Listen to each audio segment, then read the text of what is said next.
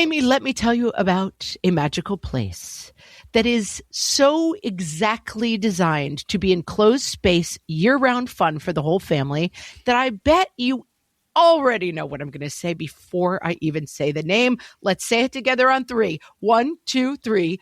Great Wolf Lodge. You got it, Amy. My kids loved Great Wolf Lodge when we went. You probably already know that it has a huge indoor water park with a wave pool, lazy river, a bunch of massive water slides. But then your pack can hit the other attractions because wait, there's more. Great Wolf Lodge has adventure-packed attractions like Magi Quest, a live-action game kids can play throughout the lodge, plus the Northern Lights Arcade. Spent some quality time there, so your kid who loves the lazy river and your kid who loves fantasy games will both have a great time. Great Wolf Lodge also offers great dining options and complimentary daily events like nightly dance parties, all under one roof. Unpack the car once and you're settled in to have fun. And with 22 lodges across the country, you're always a short drive away from adventure. We've both had such great times at Great Wolf Lodge, so bring your pack together at a lodge near you. Learn more at greatwolf.com and strengthen the pack. I do let people keep their shoes on when I'm having a party. What fresh hell? Laughing in the face of motherhood. Behind that door is Mom Friends with Margaret Abels and Amy Wilson. Open a bag of chips and say, come on in. A podcast that solves today's parenting dilemmas so you don't have to. Pinterest has ruined holidays, basically.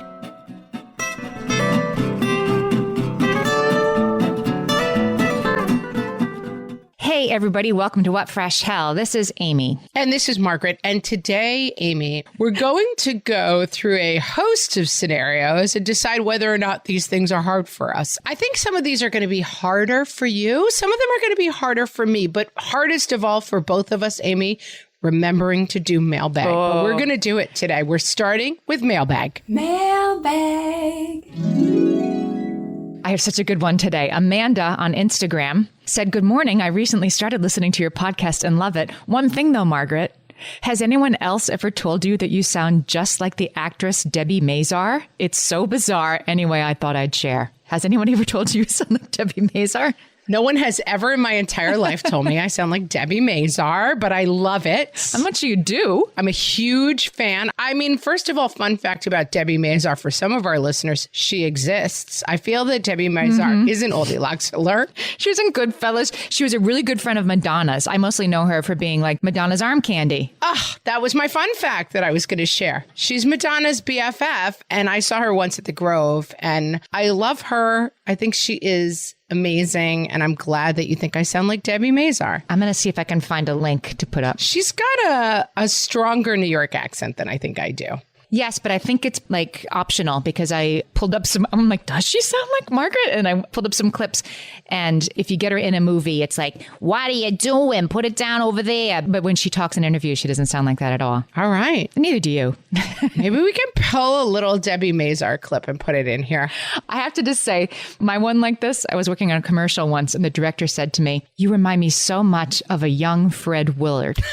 I mean, talk about an oldie Luxler, although he was on The Bachelor, so he had a little bit of a comeback. And then he said, but I'm sure you hear that all the time. No, I haven't. I mean, I didn't mind. And when I looked at him, like, I get it. I do get the, 40 years younger and female Fred Willard. One has to be very careful when saying one looks like a celebrity. I will diverge one last brief time. I have a brother-in-law who is an upsettingly dead ringer for Jude Law, which is a compliment, Good problem to have. And Jude Law was in some movie, I think it was called Archie or Alfie or something. But anyway, there were billboards all over. And it was like a picture of my brother-in-law's face. It's funny. In real life, it's not like he would sign autographs for him. It's like in still photos, they look alike. It's one of those weird look-alike things. And then somebody at a party was like, you know who you look like? You know who you look like? And he's heard it 1,000 times. So he kept saying, who do people tell you that you look like? Who do you look like? Yeah. And then finally he fell for it and he was like, people tell me I look like Jude Law. And he's like, oh, I don't think so at all. I was thinking about Justin Bateman. Is that his name? Justin Bateman? Jason Bateman. Jason Bateman. We're in an Goldilocks quicksand right now. We're in an Goldilocks tornado. Let's get back to real life. Okay. Justin Bateman. His sister is Justine Bateman. Yeah. Goldilocks vortex. Let's get serious. Yeah, because this is important what we're going to talk about today. This is important work, people. Is this hard? I said, for an upcoming episode, we want to know what seems harder than it needs to be. What's something you struggle with that you suspect you might be making a little more complicated than it needs to be? For me, it's packing for trips. No matter how many systems I put in place, I still stress out about it. And I always arrive without something I really need. And packing it's mentally hard. Like, I just went away on a 2-day girls' weekend. And let me tell you. Did you pack for 3 days? I stressed about it like I was climbing Everest. I mean, like, I would get there without an oxygen tank. It seems insurmountably hard to put things in a bag and then arrive and put them on my body. Like, that seems impossible to me. I don't know why. Someone's like, will you make a packing list? I'm like, I don't even know if I need a system. I just think I find it really hard and intimidating and scary. I am a big fan of the list. I use the same list every time I pack, which is literally like sneakers, charger, phone, laptop, charger, passport or whatever you might need. It's just there. And then I just cross stuff off the list.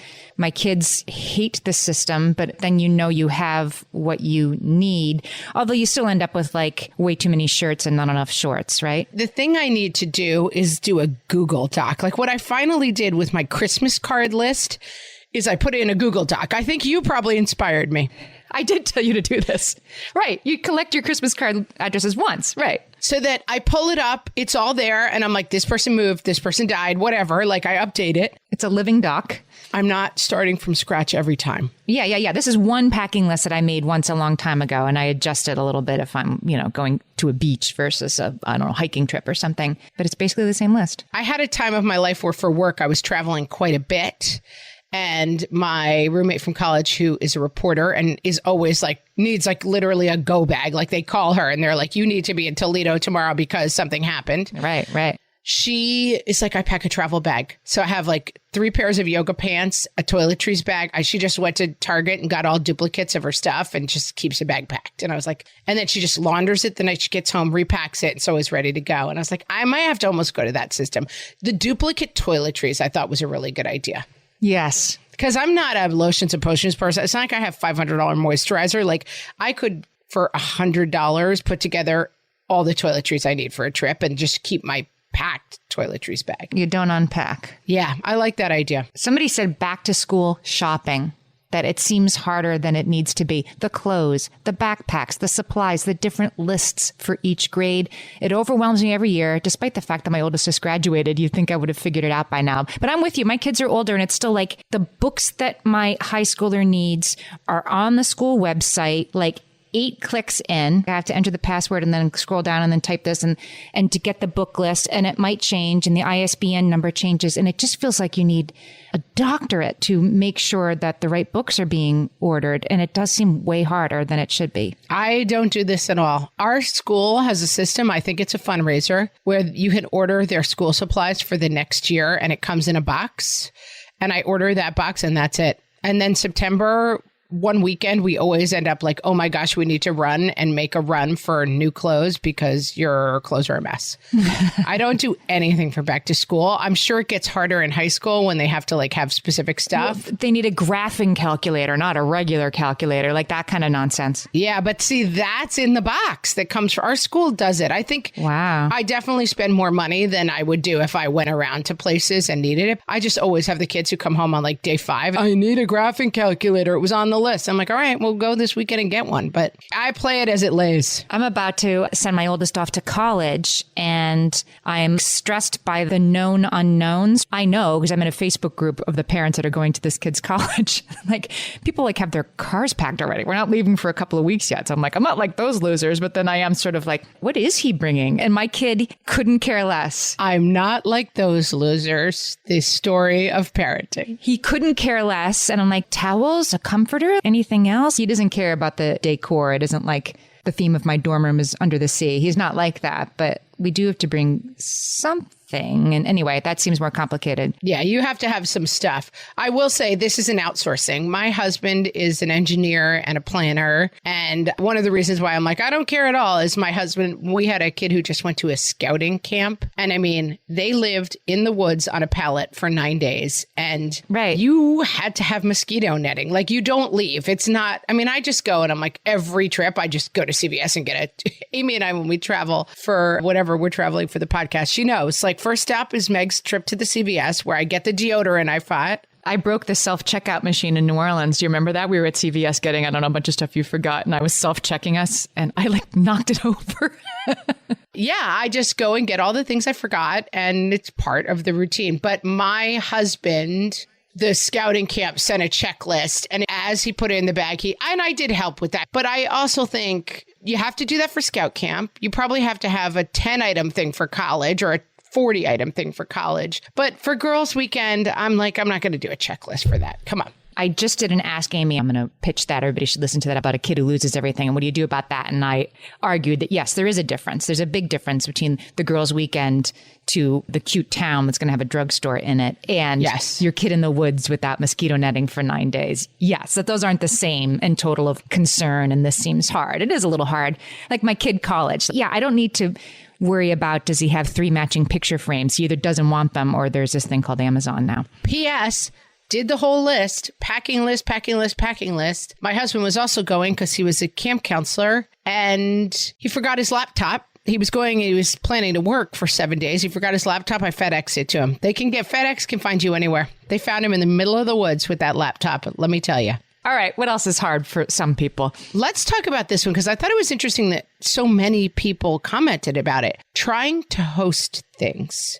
People put a lot of pressure. This is yours, right? Like, I don't find this hard. We did an episode on having people over. I'll link to it in the show notes. And we talked about it. And you're like, why do you care? Because it's like, do I serve this? Do I serve that? And people come not hungry. And it's stressful. I find it stressful and hard. And you're like, what? Just like open a bag of chips and say, come on in? Yes, I don't find this stressful because, I don't know, partly because I really like to host, partly because I feel like people know that I'm not the hostess with the mostest, so there's no pressure on me to have it like Pinterest worthy. Like most of the people who know me know if they're walking in, I'm like, could you clean up those shoes by the front door for me and, then make yourself at home. I do like it clean. I do become that person for an hour, but also my house is the hub. And so I always have people over and I'm like, I can't get crazy about it every time. New York City, I think, is a special thing in that way. Like people's apartments are, small or weird or whatever. And people don't have each other over in the same, honestly, don't bump into somebody in their backyard. You know what I mean? It's just much more fraught to have people over in New York City. And I think it's more unusual. And that's why it seems more charged to me because I'm not insane about like we have people saying that they clean for 2 days. Cindy says she makes sure the insides of the cabinets are clean and the top of the fridge before people come over. Oh, God. I mean, I would never have people over. Don't look at my cabinets. I'm not like that. But you do notice, Jamie, I feel this. Jamie's like, all of a sudden you're self-conscious about things that don't bother you until you see that they're not working.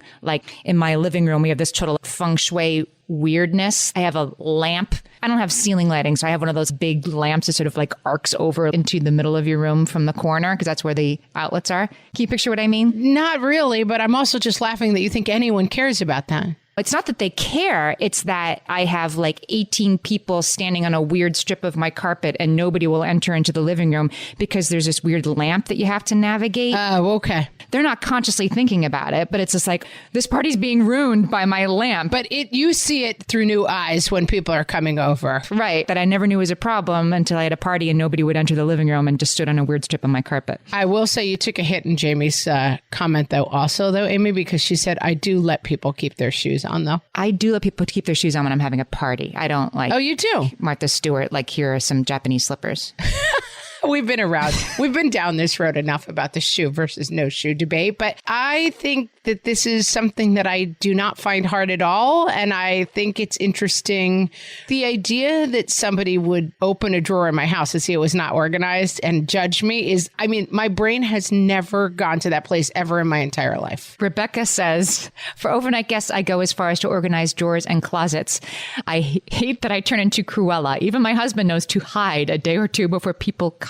Yeah, it's funny. I mean, I also think some of this stuff is hardwired. It's like, oh, you should make a packing list. Yeah, I should be a completely different person than I am, and I'm never going to be. So I think this is the kind of thing that you're hardwired for or not hardwired for. I mean, our minivan is like a rolling garbage bin of disgustingness with melted ring pops that the kids got at the pool 3 months ago in it.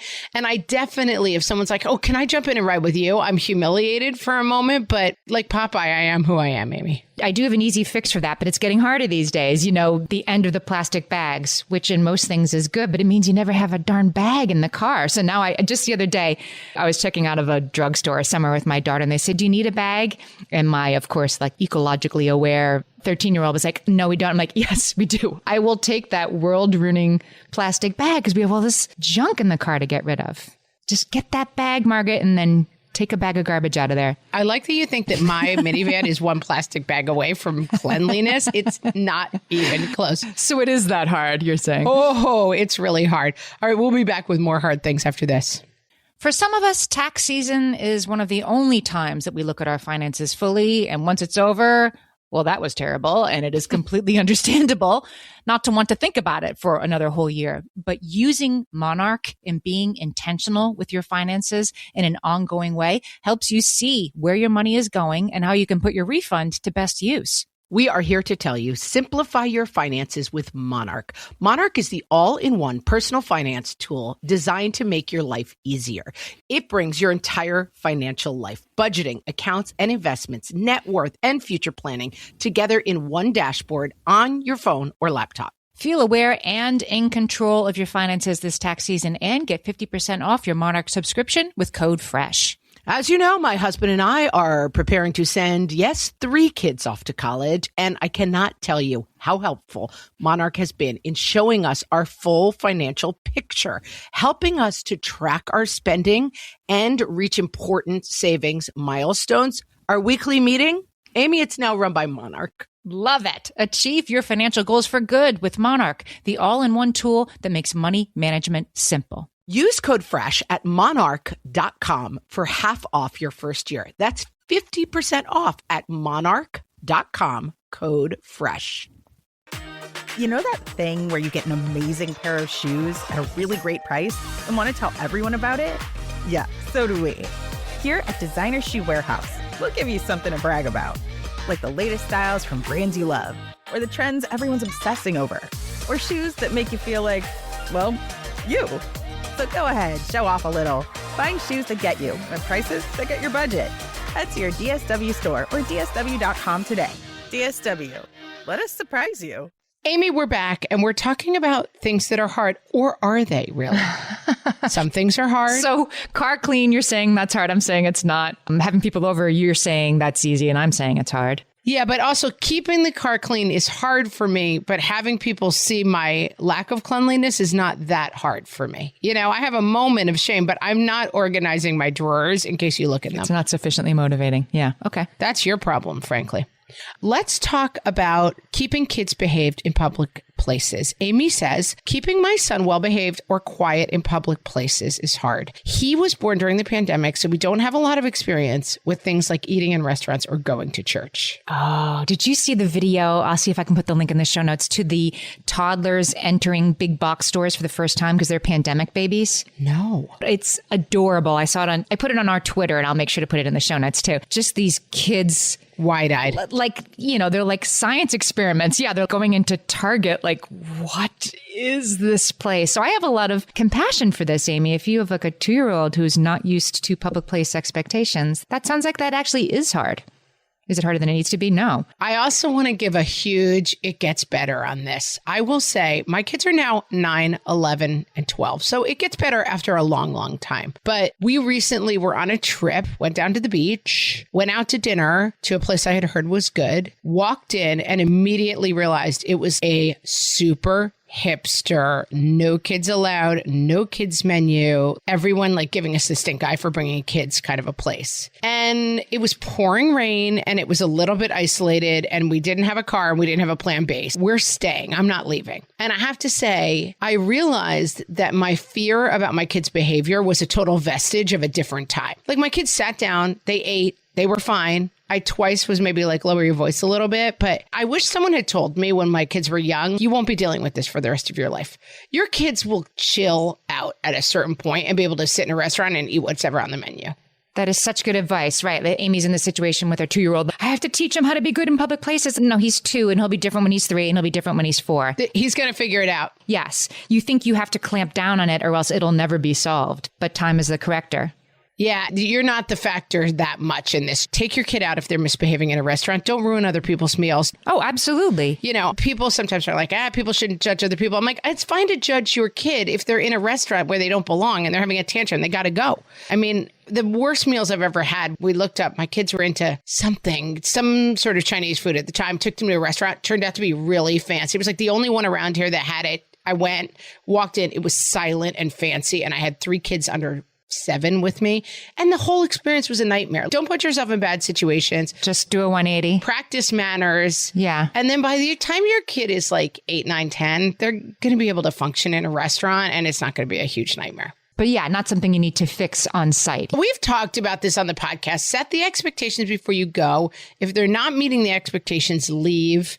Keep reinforcing that and your kids will definitely get the memo on that, I think. Mm-hmm. Here's one that's a little bit charged. And I think, again, you and I have different experiences on this. Making mom friends. Stacy says, I have a few friends from before I had babies, but somehow I pictured having a whole village of friends with kids the same ages as mine who we did stuff with all the time. And that just hasn't happened. And Sheila says exactly her experience as well. We've done an episode about this as well. And it's definitely something that I do not really struggle with. I think it is a luck of the draw a little bit. Like your freshman year roommate is either awesome and you get along or not so much. You know, you can have a lot of kids the same age on your block or in your parish, or you don't. I mean, you can fall in with a great group of people. And then I guess there's a, you know, being receptive to the invitation the universe is giving you. But I think can be a little bit of a matter of luck of the draw. Yeah. And it goes under our parameter of like, this is a hallway, not a door too. I mean, I think that when I first moved to my town, I was like, there's a door and behind that door is mom friends. And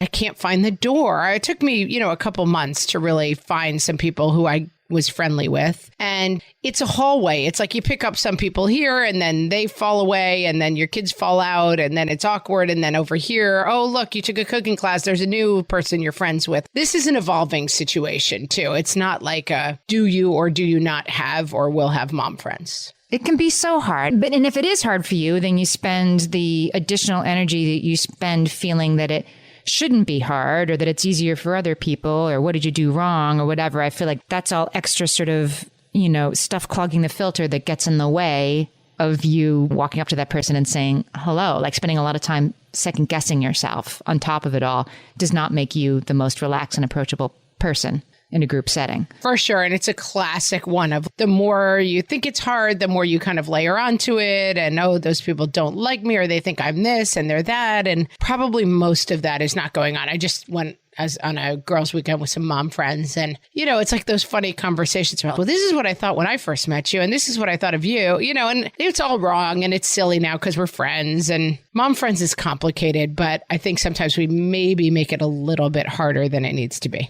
You know, I have a bit of advice for this that I'm trying to use myself, which is secondary activities. We came up with this during the pandemic, which is like looking at each other's depressed faces on Zoom. This stinks, but you did an escape room. Yes. With your nieces and nephews, I think it was. And that was really fun. Or you play, I don't know, you play like Words with Friends or, you know, whatever. You do an activity. I see the same thing when I had to introduce my kid to an old friend of mine, has a kid who's going to be in my son's class at college. And we're like, oh, let's get together. And it's hard to put 2 18-year-olds like, you two should be friends, start talking, right? But you give them a secondary activity, playing ping pong, and all of a sudden they're chit-chatting and they're fine. So for me, who I am a little bit shy, the secondary activities of like, let's work on the costumes for the spring play with this group of moms. Like, let's do this activity. Let's make let's stuff the thank you baskets for the teacher appreciation breakfast. And you chat while you're doing it. That's a great way to make friends without it feeling like, and now is the time when I make friends with you. That's a huge one. And I remember when I first moved to town, I mean, I'm a very extroverted person and I like talking to people. And the first couple, we have a pickup. We don't have busing in my town. So you have to go and stand with this crowd of moms and wait for the kids to be picked up. And I would be sort of sitting there with like the awkward middle school holding my lunch tray smile on like, hi, I'm new, you know? And the first couple of days I said to my husband, it's weird. Like, I don't know who to talk to. And should I just start walking up to people and being like, hi, I'm new in town? And he's like, you should definitely not do that. I think that would be really, really weird. And that's right. It came because then I was the craft mom one day and I met two people and then I could say hi to them. You just kind of get integrated a little bit more naturally, maybe. Here's something that people make hard, and I think it goes with hosting, and that's the holidays. Are you like a high expectation holidays mom, Amy? No, I'm not. I mean, I love Christmas. That's the holiday we celebrate in my family. And I tend to overbuy for it, but I'm not like, the tree isn't right. I'm not that kind of making it hard. But you don't rotate. Like, it's Valentine's decorations now. You're not a constant holiday mom. No. Kelly says, I make holidays hard. All holidays. Do I decorate? How much do I decorate? Do I need to bring plastic stuff to school? Are there gifts? How do I make this special for my kids? Do I get the teachers something? What are all the other moms doing? That I identify with, that part. Yes. The school thing, like, am I supposed to do this? Does she bring candy for Valentine's now or just a Valentine? This is a big, like, littler kids thing because every holiday is a thing, right? It's St. Patrick's Day. What are we supposed to wear? Green? Are we doing this? Is Valentine's Day? Do we need to get cards but no food? I do think when you have elementary school ages, sometimes the holiday stuff gets really bonkers. I think the Valentine's Day, and I've seen that change, right? So my oldest kid is 18. The difference between Valentine's Day, even like when he was in pre-K, and now it's just become like Halloween part 2 in terms of like candy. It's a huge, huge thing. That's right. Halloween is a holiday. I mean, we think about like Christmas or Hanukkah or Kwanzaa is the holiday. No, there's a lot of holidays, right? And like, and the St. Patrick's with the leprechauns, and now I have to like dye the toilet water green, and it's like, oh yeah. moms of today. Yeah, it's like Pinterest has ruined holidays, basically. Yes. Christy also says, and we've talked about this on a bunch of different episodes, scheduling holiday family gatherings. This could be summer holidays too. Two different sides of the family, many different schedules, different expectations about how far in advance we should schedule. Does that sound familiar to anybody? Like, yeah, parts of the family who want to know what you're doing next Christmas in January, right? Like, there can be a lot of conflict there. And are we keeping it fair? Or are we seeing, two sides of the family? I don't know a lot of people who have that. A lot of people have 3-4 sides of the family going on these days, right? And like, right. Who are we seeing? Are we keeping it even? Is this a thing? And like, I think that can be really hard. You know what I find hard about this is when you're trying to plan like your summer weekends, or even like we're going to be home in my hometown for 4 days over New Year's, right? Let's use that for an example. And I'd really like to get together with my best friend from high school and her family. And like, can we pick a night to have dinner? Yeah, I'd love to. We'd love to see you.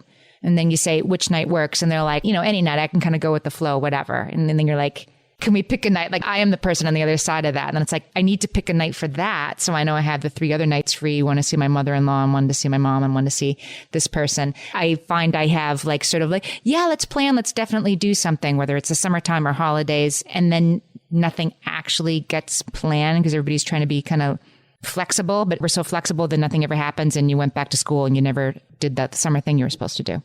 Yeah. And that's an overall planning and families thing, which is complicated. People have such different styles around it. And yeah, if you're going to town for 6 days and you've got the chillax people and the schedule people, and it's like, I kind of got to nail down every moment of the day, especially when you have little kids. Michelle says visiting families in a different time zone, nap schedules, food schedules. That's another thing that like can be really hard. And then I feel like it also puts you in the position, which I've definitely been in my life. You're the nagging mom who's like, I can't go then because my kid naps then. And everyone's like, oh yeah, here she comes with her kids' needs. But I'm actually trying to make this easier for everybody in my own way, Stop being mean to me. Because we're also going to that restaurant later that is really kind of too fancy for my 3-year-old to be going, but it's Grandpa's birthday. And Right. I'm actually trying to stop my 2-year-old from having a meltdown at your wedding. Like, I really am. I get that it seems like I'm making it all about me, but there's some factors here. I was at a wedding once. It was my boyfriend's brother's wedding. I was in college student. This was all very hypothetical to me. But anyway, in the back of the church, 2-year-old going to walk down the aisle and be the ring bearer. It's time for him to go down the aisle. And he's like, I won't go. Stuff has started. The people are watching, and you have to go out down the aisle. He won't. They pull out M&Ms. Like, if we give you these M&Ms, will you walk down the aisle? And the kid was like, sure, I'll have some M&Ms. But a 2-year-old doesn't understand if then, right? He's like, right. I want M&Ms.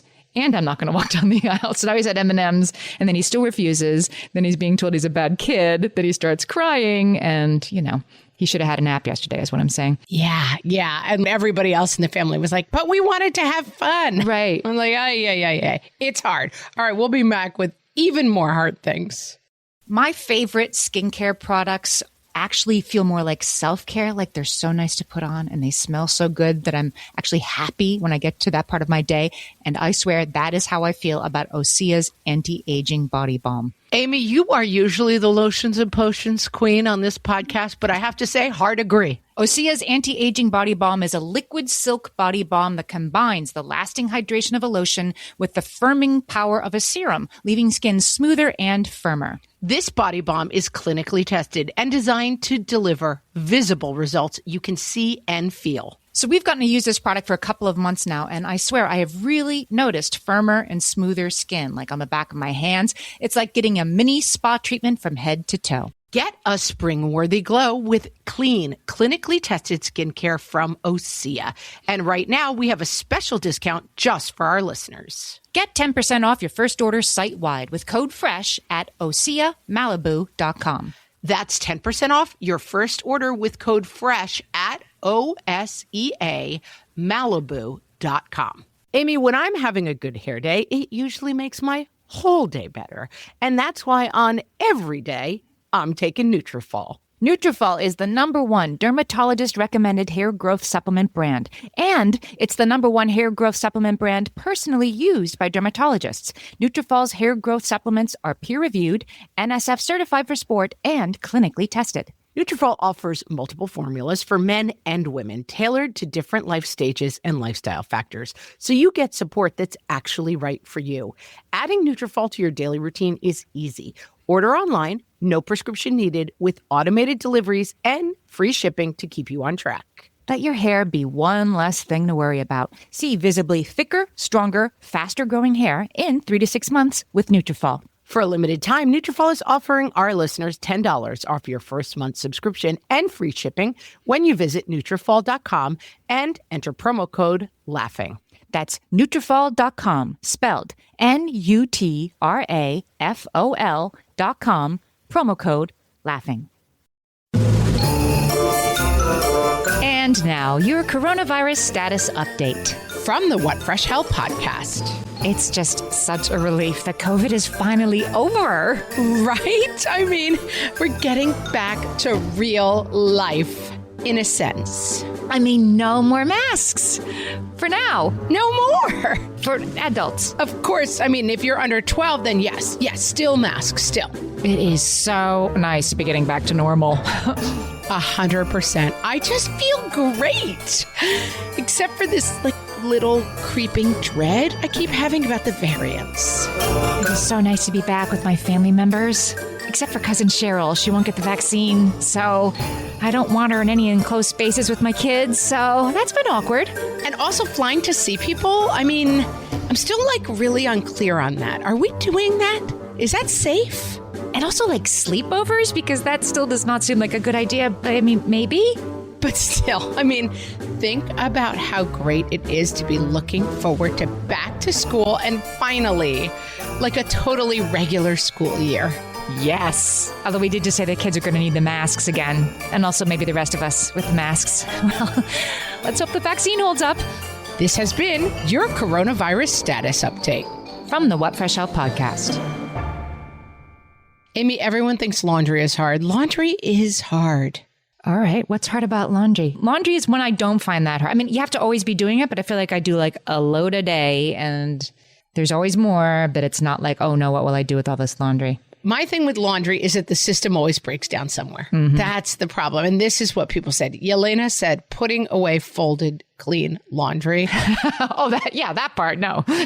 There's a Twitter person I love, at Abby Has Issues. And she just tweeted, if you put away the clean laundry on the same day you wash it, I feel like that's what you should lead with on your resume. Absolutely. And it's like, that's right. Like, if you can do that, I mean, right now where I am recording, I record in my bedroom and I am looking down at 2 giant things of folded clean laundry. And what has started to happen, Amy? The dirty laundry's going on top. Kids have started to come in and been like, I need shorts and grab a thing. So I'm going to end up refolding all this laundry, probably for the 3rd time. And you're saying to yourselves, why don't you just put it away? Great question. Why don't I just put it away? I don't really know, but I don't want to is the answer. I have a sadder, even more specific version of that, which is that my kids' laundry does get put away because I will either do it or harangue them to do it and get in a big fight about it, but like it'll get done.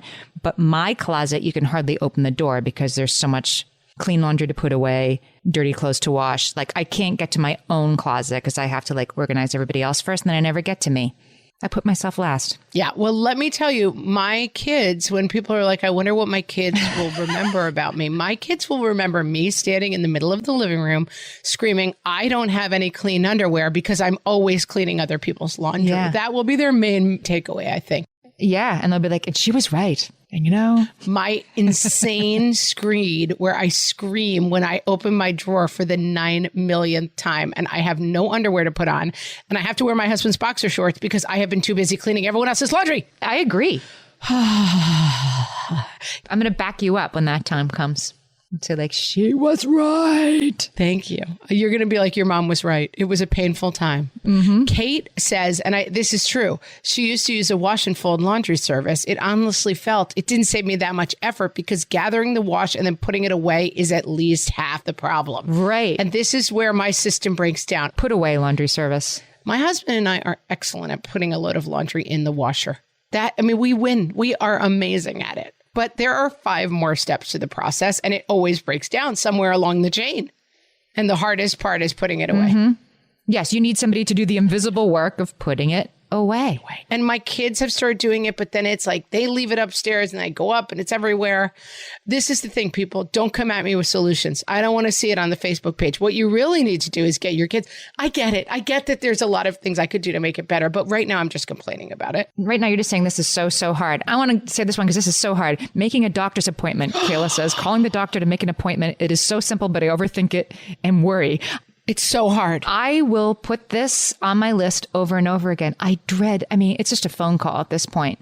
And the phone call I'm being put on hold. And I will say, glimpse your future. My, whatever you call it, system of doctors that I'm somehow weirdly enrolled in because of where my husband works, it now has gone to all online appointment. You don't have to talk to a human. That I can do. I can do. I love that. I find sometimes you can make an online appointment for like 9 months from now, but then eventually you got to call. You got to call. I got to do the mole checks. The chasm that was talking to another human being and saying the word mole out loud was just too awful to contemplate. And then I went online and I was able to set up online. But I will say when I got to the doctor's appointment, they're like, this isn't really a mole check appointment. This is a regular appointment. You did it wrong. And I was like, I'm sorry. I'm here. Let's check some moles. And did they say okay? They did. Oh, thank God. Thank God. I was like, don't send me back to the hell that is making a phone call to talk to a human. I feel this way about ordering food. Like I never want to pick up the phone and talk to a stranger. That's horrible for me. No,